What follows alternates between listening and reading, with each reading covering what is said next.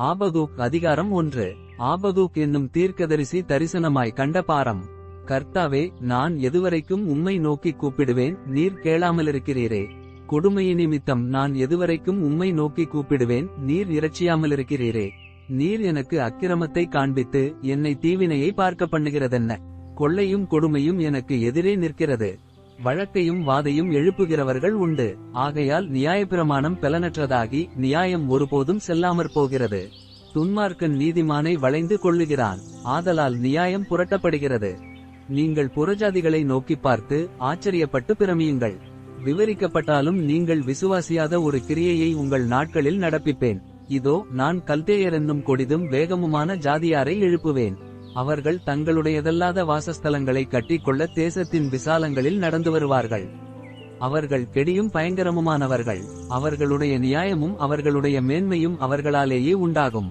அவர்களுடைய குதிரைகள் சிவிங்கிகளிலும் வேகமும் சாயங்காலத்தில் திரிகிற ஓநாய்களிலும் தீவிரமுமாயிருக்கும். அவர்களுடைய குதிரை வீரர் பரவுவார்கள். அவர்களுடைய குதிரை வீரர் தூரத்திலிருந்து வருவார்கள். இறைக்கு தீவிரிக்கிற கழுகுகளைப் போல் பறந்து வருவார்கள். அவர்களெல்லாரும் கொடுமை செய்ய வருவார்கள். அவர்களுடைய முகங்கள் சுவரச் செய்யும் கீழ்காற்றை போலிருக்கும். அவர்கள் மணலத்தனை ஜனங்களை சிறைப்பிடித்துச் சேர்ப்பார்கள். அவர்கள் ராஜாக்களை ஆகடியம் பண்ணுவார்கள். அதிபதிகள் அவர்களுக்கு பரியாசமாயிருப்பார்கள். அவர்கள் அரண்களையெல்லாம் பார்த்து நகைத்து மண்மேடுகளை குவித்து அவைகளை பிடிப்பார்கள். அப்பொழுது அவனுடைய மனம் மாற அவன்தன் பெலன் தேவனால் உண்டானதென்று சொல்லி மிஞ்சிப்போய் குற்றவாளியாவான். கர்த்தாவே, நீர் பூர்வகால முதல் என் தேவனும் என் பரிசுத்தருமானவர் அல்லவா? நாங்கள் சாவதில்லை. கர்த்தாவே, நியாயத்தீர்ப்பு செய்ய அவனை வைத்தீர். கன்மலையே, தண்டனை செய்ய அவனை நியமித்தீர். தீமையை பார்க்க மாட்டாத சுத்தக்கண்ணனே, அநியாயத்தை நோக்கிக் கொண்டிருக்க மாட்டீரே.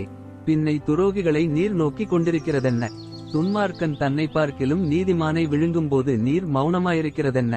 மனுஷரை சமுத்திரத்துமச்சங்களுக்கும் அதிகாரியில்லாத ஊர்வனவற்றிற்கும் சமானமாக்குகிறதென்ன? அவர்களெல்லாரையும் தூண்டிலினால் இழுத்துக் கொள்ளுகிறான். அவர்களை தன் வலையினால் பிடித்து தன் பரியிலே சேர்த்துக் கொள்ளுகிறான். அதனால் சந்தோஷப்பட்டு களிகூறுகிறான். ஆகையால் அவைகளினால் தன் பங்கு கொழுப்புள்ளதும் தன் போஜனம் ருசிகரமுள்ளதுமாயிற்று என்று சொல்லி அவன் தன் வலைக்கு பலியிட்டு தன் பரிக்கு தூபங்காட்டுகிறான். இதற்காக அவன் தன் வலையை இழுத்து அதிலுள்ளவைகளை கொட்டிக்கொண்டிருந்து இரக்கமில்லாமல் ஜாதிகளை எப்போதும் கொன்று போட வேண்டுமோ?